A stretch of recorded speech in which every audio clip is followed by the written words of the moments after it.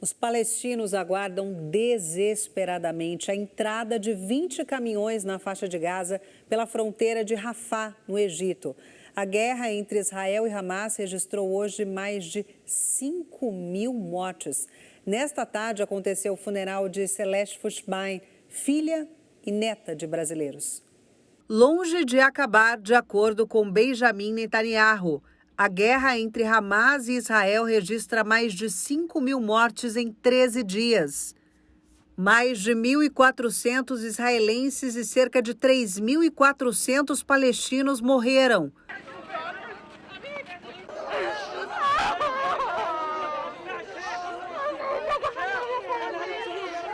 Os corpos de palestinos estão em decomposição em Gaza, segundo um alerta da ONU.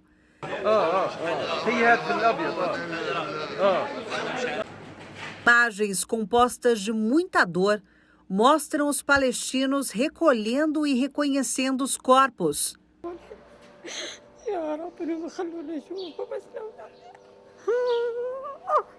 Após o ataque ao hospital Ali Arabi, localizado na faixa de Gaza, que deixou mais de 500 mortos de terça para quarta-feira, a situação em Gaza começou a ficar incontrolável, como disse o diretor da OMS. Israel culpou a Jihad Islâmica, um grupo formado em 1980 por universitários de Gaza. O confronto iniciou quando o Hamas atacou Israel inesperadamente em 7 de outubro.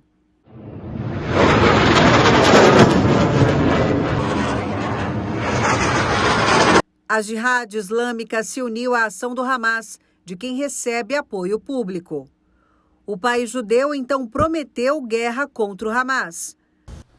Estamos em guerra. Na tarde de ontem foi autorizada a entrada de ajuda humanitária a civis na faixa de Gaza, o primeiro comboio de ajuda para a região desde 7 de outubro. Os palestinos aguardam desesperados a entrada dos caminhões prometidos por Estados Unidos e Egito. Porém, a passagem fronteiriça de Rafah vai ser aberta apenas na sexta-feira.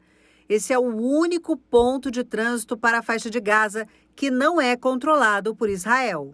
Mike Ryan, diretor executivo do Programa de Emergências de Saúde da OMS, diz que, além do gesto, é preciso garantir que um corredor seja um corredor. A assistência humanitária precisa se mover todos os dias.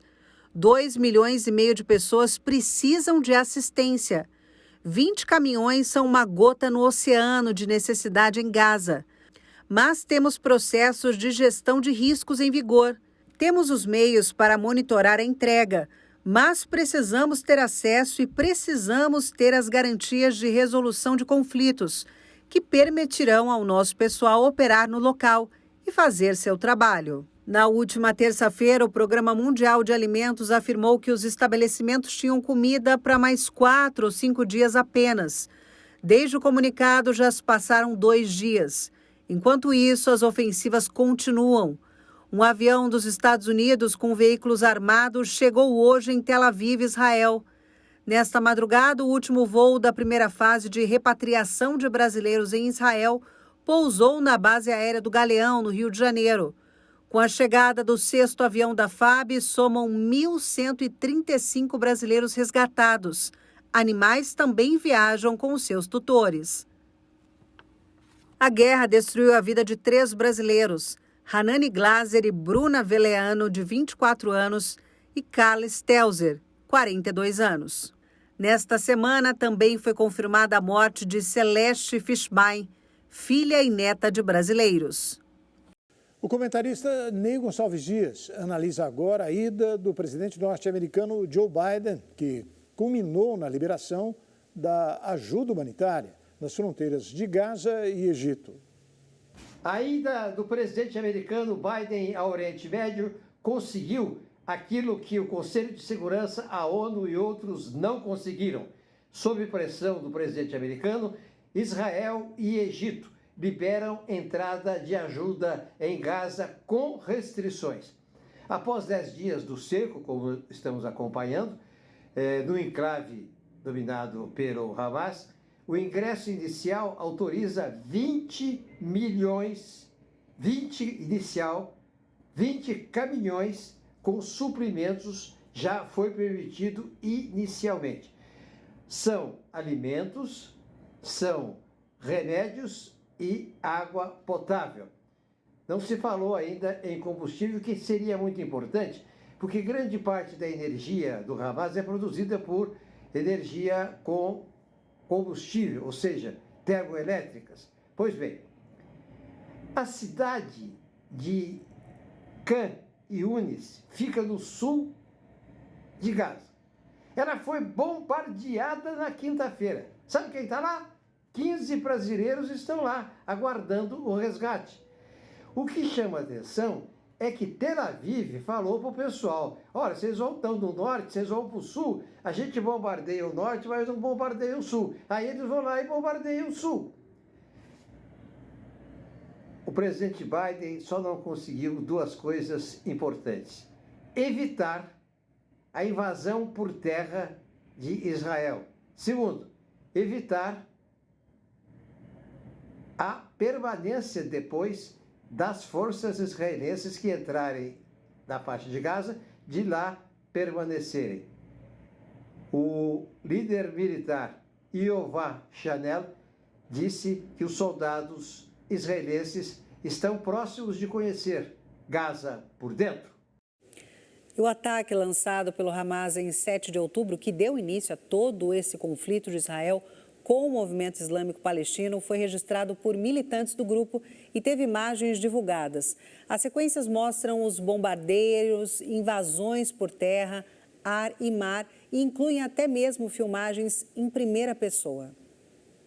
O escritório de comunicação do Hamas divulgou um vídeo de propaganda, supostamente com cenas do ataque lançado contra Israel em 7 de outubro. As imagens mostram ofensivas por terra, ar e mar. Uma sequência de foguetes disparados em direção ao sul do território israelense é interrompida por homens armados em parapentes motorizados, voando em direção ao país vizinho. O vídeo inclui sequências filmadas em primeira pessoa, em uma câmera que se assemelha a jogos de videogame. Entre as cenas, uma bandeira de Israel é arrancada de uma janela por um militante do grupo islâmico palestino. Homens cortam a cerca na travessia de Erez e invadem o território israelense, seguidos por disparos de foguetes e até mesmo tanques de guerras. O ataque de 7 de outubro deixou mais de 1.400 mortos em Israel e foi o início do conflito aberto contra o Hamas. Nesta quinta-feira, o Ministério da Saúde do movimento palestino informou que a resposta israelense deixou um saldo de mortes na faixa de Gaza, de pelo menos 3.785 pessoas, entre as quais mais de 1.500 crianças, quase 1.000 mulheres, além de mais de 12 mil feridos. E daqui a pouco o prefeito de Salvador participa de Fórum de Negócio em São Paulo e lança Projeto Verão 2024. E governador do Pará convida Papa Francisco para visitar o estado brasileiro antes da COP30. E o Brasil News volta daqui a pouquinho. Fique com a gente.